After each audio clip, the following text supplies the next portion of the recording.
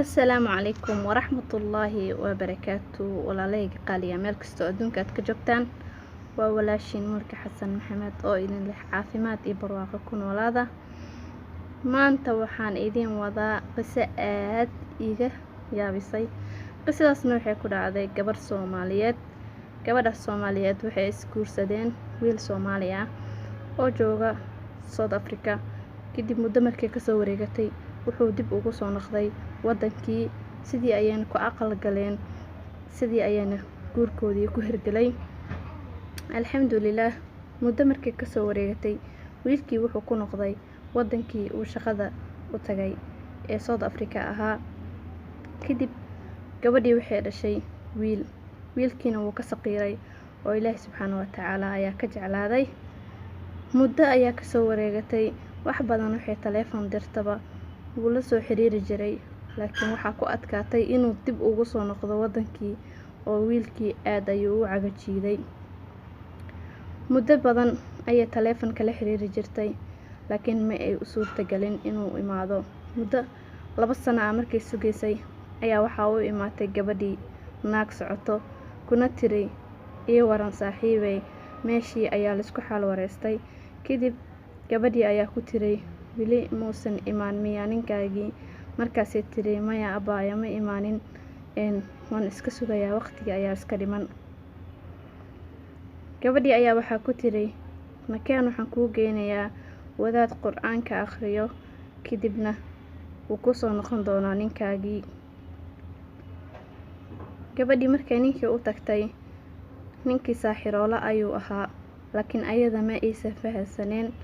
Kadib ninkii waxbuu u sheegay, wuxuuna ku dhahay haddii aad mid sameyso waa hubaal ninkaagu wuu kuu soo noqonayaa.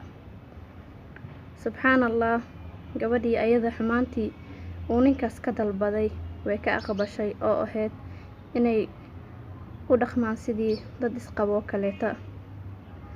Ninkii gabadhii waxay tiri maalinkaas wuxuu igu dhahay halkaan maalin ayay ku eg tahay oo waxaa kuu imaanaya ninkaaga. Anna waan ka ajiiba ayay dhahday. Shaydaankii ayaa hoggaanka ii qabtay, walciyaadu billaah. Kadib gabadhii ninkii waxay dhahday wuxuuba ii noqdayba ninkayga oo kala, waqti kastana uu ii baahdana wuu i wacaa, kadibna hadalka ma keeno oo waan u imaadaa. Muddo badan markii gabadhii iyo ninkii sidii xiriirkaas u lahaayeen, uur ayay yeelatay gabadhii oo ninkeediina wuu u maqan yahay. Subxaanallah. Kadib uur markay yeelatay, gabadhii waxay dhashay gabar. Reerkeedii oo aad ugu xumaaday arrinkaas, wiil walaaleed xitaa inay dilaan way rabeen, laakiin suurtagal may noqonin oo way ka badbaaday. Ninkeedii wuu u maqan yahay, wuu u soo shaqeynayaa, ayadana cunug kale ayay dhashay.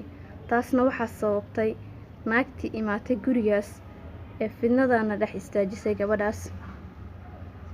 Gabar kasta qisadana waxay u tahay gabar kasta cibro qaadasho, sababtoo ah ragga Soomaaliyeed badanaa kuwa magaalada jooga ma ahane waa dad iska maqan oo safarey ah. Gabadhan waxaa looga baahan yahay gogosha ninkeeda uu ka maqan yahay inay naag ugu sheekeynin, eena ogeysiinin dhibaatada ayada haysato, sababtoo ay tahay saaxiibta xun waxay kugu ridaysaa godka ay kugu ridaysana midaa qiyaasi kartid ma ahan. Inaad aamintidna ma ahan nin ayaa quraan oo akhrinaya ee inakeen waa raacinaa, waan aadaynaa oo iska raacdid qof iska socdo. Midda kaleeta waxaad ku garan kartaa ninka saaxirka ah markii lagu geeyo inuu ku weydiiyo magaca hooyada, marka labaadna inuu ku dhaho jidkaaga qayb ka mid ah iga tus ama aan wax sameyno. Qofkii saas ku dhahana quraan kuuma akhrinayo, ninkaagan kuuma keeni karo, ee waa nin bohol u socda adna kuu wado.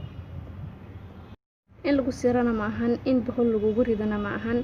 Nolosha saxda ayaa waxay tahay labada qof inay isku kalsoonaadaan, xumahana ay ka fogaadaan. Marka hore Ilaahay subxaanahu wa tacaala tala saaro, oo haddii ninkaagii aad sugi weysay oo muddadii kugu dheeraatay ee dhibaato kugu tahayna, midaasna go'aan kale ayaad ka gaari kartaa. Ma ahan inaad xumo kale u raasatid. Ilaahay subxaanahu wa tacaala shayaadiinta iyo shartooda hanaga qabto, kuwa saaxiriintana Ilaahay subxaanahu wa tacaala hanaga badbaadiyo. Laakiin ka digtoonaada oo difaac uga aruura insha allah biidni illaahi alkariim. waa walaashii Mulka Xasan Maxamed oo idin leh assalaamu calaykum waraxmatullaahi wabarakaatu.